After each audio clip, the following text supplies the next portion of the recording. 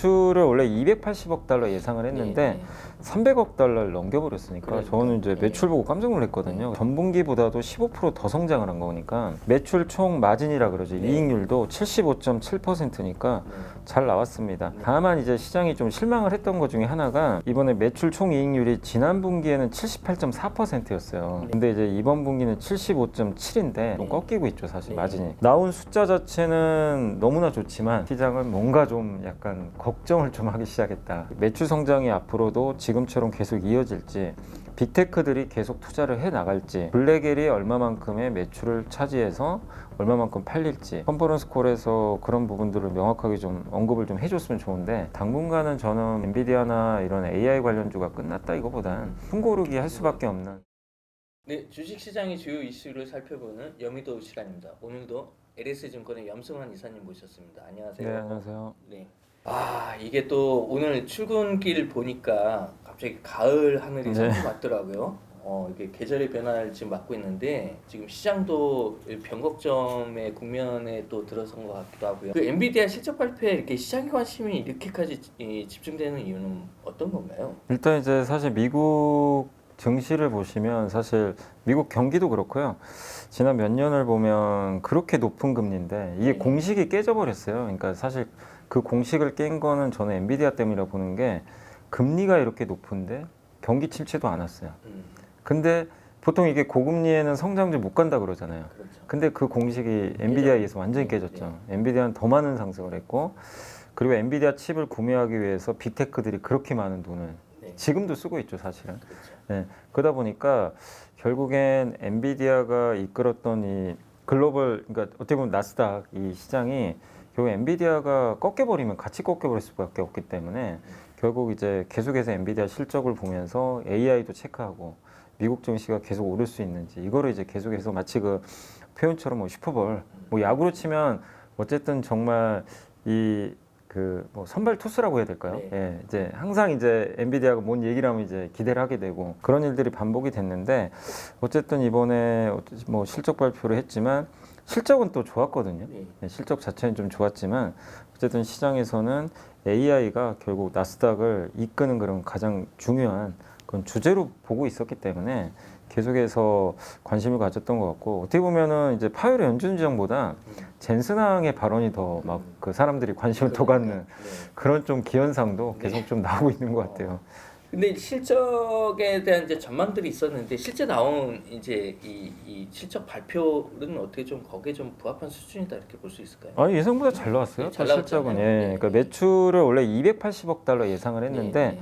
300억 달러를 넘겨버렸으니까 그러니까. 저는 이제 네. 매출 보고 깜짝 놀랐거든요. 네. 그래서 놀라운 실적을 냈고, 전분기에도 성장했는데 전분기보다도 15%더 성장을 한 거니까 정말 성장은 끝이 없는 것 같고요. 데이터 센터 매출도 늘어났고, 매출 총 마진이라 그러죠. 네. 이익률도 75.7%니까 잘 나왔습니다. 네. 그리고 가이던스라 그러죠. 이제 다음 분기 가이던스도 매출 기준으로 325억 달러를 제시했으니까 뭐 지금 이런 것까지만 보면 나쁠 게 사실 전혀 없는 그런 수치인데, 다만 이제 시장이 좀 실망을 했던 것 중에 하나가 그 이번에 매출 총 이익률이 지난 분기에는 78.4%였어요. 네. 근데 이제 이번 분기는 75.7인데 네. 물론 이것도 대단한 수치지만 좀 네. 꺾이고 있죠, 사실 네. 마진이. 네. 그리고 그 다음 분기 가이던스도 74.7로 좀 더 떨어뜨린 거예요. 그러니까 이제 시장에선 이렇게 막대하게 마진을 내던 회사가 조금씩 마진이 줄고 있구나. 네. 근데 사실 이제 마진이 줄어든다는 얘기는 여러 이유가 있겠죠. 비용 부담도 있을 거고, 경쟁사들이 들어올 수도 있는 거고, 이제 여러 가지 해석은 가능한데, 이런 고마진이 이젠 정점을 찍었구나, 이런 좀 분석도 일부 있는 것 같아요. 그래서 어쨌든 나온 숫자 자체는 너무나 좋지만 예, 시장은 뭔가 좀 약간 걱정을 좀 하기 시작했다. 그렇죠. 이런 좀 실적 발표했던 것 같아요. 그 걱정이 또 한 부분일 수가 있는데 그 네. 블랙웰이 포함된 이제 실적 반영 이유가 더 중요하지 않나 또 이렇게 좀 보는 시각이 있는 것 같습니다. 일단 이제 엔비디아가 이번에 블랙엘에 대해서는 이제 언급을 했어요. 실제로 그 루머가 맞았어요. 출시가 지연됐죠. 그렇죠. 예, 그래서 네. 설계 문제인 것 같고, 설계 중에 그 마스크라고 네. 언급을 했더라고요. 그러니까 마스크에다 회로 패턴 새겨가지고 이제 밑에다가 이제 회로 그리는 건데 그 마스크에 좀 오류가 있었던 것 네. 같아요. 그래서 네. 그거를 이제 수정하고 있었고, 그래서 우리 예상대로 이제 3개월 연기돼서 아마 네. 4분기에 이제 출시되는 거. 근데 그건 좀 많이 알려져 있었던 네. 거죠. 네.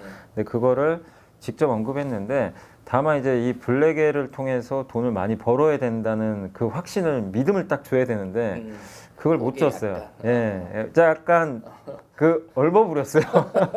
그러니까 기존의 엔비디아는 되게 자신감 있게 아 우리 얼마 벌 거야.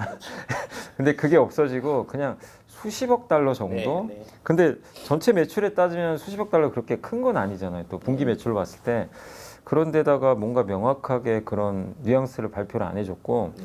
또 거기다가 지금 엔비디아 최대 고객들은 미국의 마이크로소프트 같은 빅테크들인데 이들이 얼마만큼의 투자를 할지도 명확하게 공개를 안 해주고 있어요. 네. 그러니까 시장이 듣고 싶은 대답은 안 해요. 네. 안 하고 그냥 엔비디아 하고 싶은 말만 하는 거예요. 그러니까 이게 지난 분기까지는 자신감도 높이고 네. 전신항도 알아요. 시장이 네. 원하는 걸 정확히 하니까 네. 딱딱딱 얘기를 해서 그래서 항상 이제 시장이 눈높이를 높여주니까 그때는 이제 주가도 항상 좋았는데 지금 이제 눈높이는 극에 달한 상황에서 네. 시장이 원하는 걸 물론 젠슨항이 모르겠어요. 그렇죠. 그렇다고 거짓말 할 수는 없잖아요. 그렇죠. 그러니까 좀 약간 이제 모호한 표현을 좀 많이 써버렸어요. 이건 좀 자신감이 조금 떨어졌다는 이거 좀 뭔가 달라졌다. 그래서 근데 이게 문제가 엔비디아가 주가가 기대감이 없었으면 그렇죠. 그냥 뭐 나쁠 건 없는데 네. 너무 기대가 높잖아요, 사실은. 그러니까요. 예, 모두 다 쳐다보고 있고. 그 주가에 다 반영된 거잖아요. 예. 그 기대감들이. 근데 그거를 어쨌든 못 맞춰줬기 때문에 시장은 이제 걱정을 했고 일단 좀 그리고 이제 울고 싶은데 좀 뺨 맞은 격이죠. 그렇죠. 왜냐면 이제 팔고 싶은 사람들도 많거든요. 그렇죠. 왜냐면 많이 올랐으니까. 예, 예. 근데 이제 실적 보고 팔자는 심리도 네. 있잖아요. 아 네. 이제 조금 줄여도 되겠구나. 음. 약간 지금은 좀 쉬어가자. 음. 이제 그런 분위기가 이제 발동이 되면서 어쨌든 발표한 날 시간에 거래해서 주가가 네. 큰 폭으로 빠졌다. 좀 그래서 많이 빠지고 있더라고요. 예, 그래서 저는 뭐 AI가 끝났다라는 얘기는 아니에요. 네. AI는 여전히 이 실적 보면요 음. 나무랄 데가 없어요. 여전히 그렇죠. 좋고 예. 성장하는 건 맞는데 예. 시장은 그걸 모르는 사람은 이제 없잖아요. 그래서 엔비디아가 뭔가를 더 보여줬으면 좋겠는데 그 부분을 지금 엔비디아가 눈높이에 맞게 지금 이번 분기에는 명확하게 뭔가를 좀 제시를 하지 못했다. 요게 좀 주가에 좀 부담이었던 것 같습니다. 네. 그 컨퍼런스 콜에서 좀 주목해서 좀 봐야 될 부분은 또 어떤 게 있을까요? 일단 이제 그 지금 젠슨항 CEO도 아마 블룸버그 인터뷰도 한 것 같은데 사실은 별다른 내용들이 이번 그러니까 그 젠슨항 CEO도 인터뷰를 보면은 뭐 딱히 뭐 새로운 뭐 어떤 뉴스를 한 건 아니었던 것 같고 그리고 제일 이제 관건이 어쨌든 이제 그 매출 성장이 앞으로도 지금처럼 계속 이어질지 빅테크들이 계속 투자를 해 나갈지 이런 부분들 블랙엘이 얼마만큼의 매출을 차지해서 얼마만큼 팔릴지 또 그 부분하고 내년에는 아마 그 루빈 칩이라고 그러죠 새로운 칩 네. 이런 것들에 대한 그 부분들이 있어야 되는데 그런 알맹이가 좀 빠졌어요 사실은 이제 명확하게 아까도 말씀드린 대로 컨퍼런스 콜에서 그런 부분들을 명확하게 좀 언급을 좀 해줬으면 좋은데 어쨌든 뭐 CFO나 젠슨항도 그렇고 좀 확실하게 그런 멘트들이 이번에는 좀 나오질 않은 것 같아서 좀 아쉽고 그런 부분에 대해서 좀 구체적으로 이거 좀 뭐 우리 기대보다 좀 낮을 수도 있다 이런 것들을 좀 명확하게 언급하면 좋은데 그냥 여전히 그거예요. 그러니까 뭐 걱정하지 마라 우리 잘하고 있다 약간 그런 느낌이 있잖아요. 네. 근데 나는 믿어라, 나는 맞아요. 난 저런 대답 듣고 싶은 게 아니라 의심하지 마라. 구체적으로 얘기해달라. 근데 그게 좀 아까도 말씀드렸는데 좀 부족했던 게 시장에 약간 실망감으로 좀 돌아온 거 아닌가 그런 좀 생각이 듭니다. 엔비디아가 이 실적은 컨센서스를 다 윗도는 어닝서프라이즈 수준이었거든요. 근데도 장중 내내 실적 발표 앞두고도 이 주가가 약세였고 그 다음에 이후에 시간에서도 계속 급락하고 있단 말이죠. 근데 이게 하락하고 하는 이유가 그냥 단순히 이제 차익 실현을 하고 싶었었던 욕구를 자극한 어떤 빌미였었다고 보는 거 이외에 다른 이유가 있는 건지 아니면 이게 그냥 단기 조정인지 조금 더 주가가 어떻게 갈지는 좀 어떻습니까? 그동안 이제 AI 사이클이 그러니까 챗GPT 나온 지가 한 2년 가까이 이제 돼가거든요. 이제 돼가니까 그 과정에서 엔비디아 주가도 한 몇십 배가 올랐죠. 지난 5년간 3,000% 올랐으니까 불과 1년 만에도 100% 넘게 또 올랐고 이 무거운 이 큰 기업이 어마어마한 상승이거든요. 그래서 그런 상황에서 누구도 싸다는 얘기는 할 수는 없었고 비싼 건 맞는데 이게 어쨌든 AI가 여전히 성장하고 있고 매출도 성장하니까 뭐 어쨌든 비울 필요는 없었던 거죠. 그래서 꾸준하게 이제 주가도 올랐던 건데 그런 상황에서 어쨌든 지금 실적은 잘 나왔지만 어쨌든 이제 사람들 심리에는 다음 분기 잘 모르겠다. 이거 약간 성장 둔화되면 어떡하지? 그거에 대한 약간 이제 의심을 불러일으켰고, 그 다음에 이제 미국의 빅테크 회사들의 AI 데이터 센터 지출이 증가는 해요, 계속. 그렇죠. 근데 증가율이 이제 둔화돼요. 그것도 이제 자료에는 나와 있는데, 근데 이 증가율이 둔화되면 성장주 투자에 좀 부담되거든요, 당연히. 증가율이 둔화된다는 건. 근데 이런 것들도 어쨌든 이제 주가에 좀 반영을 좀 해야 되는 거 아니냐. 이런 좀 우려감들이 있을 수 있기 때문에 당분간은 저는 뭐 엔비디아나 이런 AI 관련주가 끝났다 이거보단 좀 이제 숨고르기 할 수밖에 없는, 더 가기가 쉽지가 않아요. 그러려면 뭔가를 더 보여줬어야 되는데 그건 아니고, 그리고 지금 항상 그렇죠. 수급 싸움을 해야 되잖아요. 엔비디아 외에 대안이 없으면 그냥 엔비디아는 여전히 굳건할 텐데 대안주가 나올 수도 있는 게 지금 금리 인하가 이제 시작된단 말이에요. 그럼 금리 인하가 되면 그동안 부진했던 이제 중소형주들 있죠. 이쪽도 눈을 돌릴 수밖에 없어요, 사람들. 그래서 그 미국의 가장 이제 엔비디아로 돈 많이 번 투자 중에 제일 유명한 사람 스탠리 드러케밀러가, 근데 얼마 전에도 올해 상반기에도 얘기를 했죠. 자기 엔비디아 많이 팔았다. 팔고 이제 다른 걸로 교체했는데 포트폴리오 공개가 됐죠, 최근에. 뭘 사냐면 방어주로 갔던 거예요. 뭐 필립 모리스 같은 담배 회사 사고. 그러니까 이렇게 투자 잘하는 사람도 엔비디아가 나빠서 판 게 아니라 이제 너무 올랐다는 그런 부담. 근데 그 대안으로 금리 인하 시작되니까 약간 이제 금리 인하에 수혜받을 수 있는 고배당주나 이런 걸로 이제 포트를 분산시키기 시작했어요. 그 얘기는 뭐죠? 그럼 결국엔 엔비디아뿐만 아니라 그 독주 체제는 좀 당분간은 이제 힘들어질 수밖에 없기 때문에 결국 미국 증시가 나쁘다기보다는 이제 미국도 너무 빅테크 일변도에서 이제 벗어날 부분, 숨고르기 국면으로 맞아요. 그러면 이쪽에 못 가면 지수는 못 가요. 그럼 대신에 다른 업종들이 가는데, 그래서 어떻게 보면 미국 주식 투자하신 분들 입장에서도 엔비디아 갖고 있는 사람은 좋았지만 사실 미국 주식도 S&P 493개는 되게 주가가 못 갔어요. 그렇죠. 나머지 이 많은 기업들은. 그럼 오히려 그쪽에선 저는 기회도 생길 수 있다. 또 한 가지가 이게 좀 충격적이었죠. 그 슈퍼마이크로 컴퓨터. 이게 갑자기 그 공매도 보고서가 한번 나왔는데, 뭐 예전에 뭐 회계 이슈도 있었던 거. 그래서 원래 이 회사가 상장 폐지됐었죠, 예전에 한번 2018년에.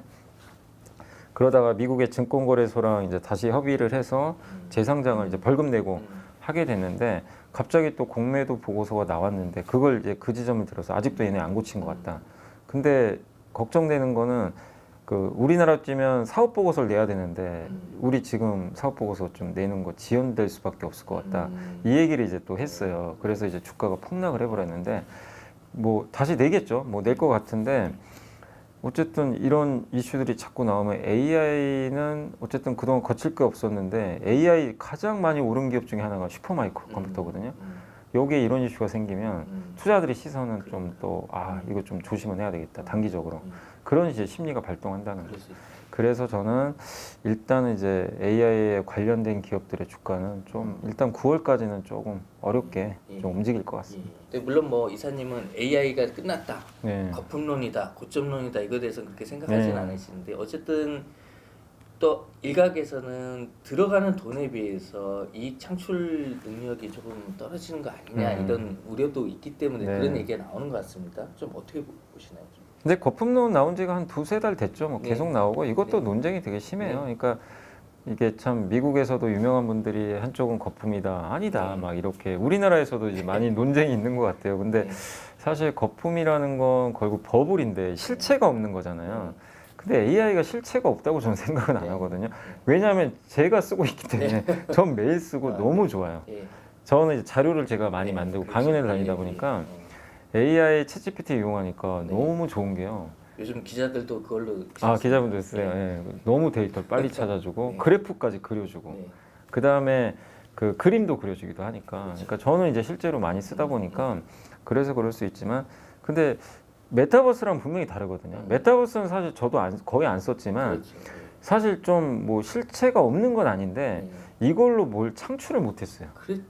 정말 그게 없었어요. 그러니까 게임 말고 실제로 많은 뭐 공공기관이나 은행들도 막 메타버스에서 뭐 계좌 트게 만들 기억나세요? 몇 년 전에? 마치 예전에 그 홈페이지 웹이 생긴 것처럼 모든 기관들과 기업들이 메타버스 안에서 뭔가 영업을 할 것처럼 했어. 실제로 그렇게 만들었죠. 하긴 또. 했죠. 근데 사실상 실패했죠. 사람들이 안 써요. 그러니까 결국 세상을 바꾸지 못했는데 AI를 저는 지금 쓰고 있지만 이제 다시 챗GPT 없으면 옛날로 돌아갈 수 있으면 못 돌아갈 것 같아요. 제 스스로도 그렇고. 그러니까 이미 저한테 효용을 주고 있거든요. 그렇죠. 그게 큰 것 같아요. 스마트폰 왜 쓰죠? 당연히 효용이 있으니까 쓰는 거. 인터넷 다 그런 거잖아요. 그래서 주가는 거품이 있을 수 있어요. 주가라는 건 항상 미래를 너무나 급하게 반영시키기도 하니까. 그러니까 주가 거품이 일부 기업들은 있을 수도 있지만 AI 산업까지 거품이라고 보는 건 그건 너무 지나치게 너무 좀 과장된 거고 분명히 그건 맞죠. 왜냐하면 지금 AI 초기 단계인데 AI로 돈 버는 기업 별로 없어요. 엔비디아 말고는. 없는 그런 지적은 당연히 맞는데 그건 저는 시간이 해결할 문제라고 보고 있고 인터넷도 사실 그랬잖아요. 당시에는 인터넷 돈 못 버는 기업도 많았잖아요. 그렇죠. 다 뭐 사실 껍데기인 기업도 많았고 근데 인터넷으로 그 후에 돈 버는 기업들이 실제로 나왔죠. 나온 것처럼 저는 그런 과정들이 또 나올 것 같은데 어쨌든 AI로 인해서 지금 이 어쨌든 비용을 줄일 거고 특히 이번에 월마트도 제가 월마트 보면서 더 좀 확신을 했어요. 아 AI는 거품은 아니다. 왜냐하면 월마트가 실적 발표에서 저는 그 얘기할 줄은 생각도 못했는데 우리 AI 활용해서 지금 실제로 지금 도움이 많이 되고 있다. 그 CEO가 직접 언급을 하더라고요. 물건을 검색할 때도 AI 도입을 해서 고객들이 편리하게 검색할 수 있게 했고 구매자 그러니까 그 월마트에 물건 같은 거 이제 납품하는 이 업체들이 많이 있잖아요. 그런 사람들하고 구매할 때 옛날에 사람이 직접 가서 구매 당담자가 직접 1대1로 미팅해서 우리 뭐 상추 얼마 줘라 단가 협상하잖아요. 그걸 지금 다 AI한테 맡겨버렸대요. 그래서 2,000건을 동시에 하고 있대요.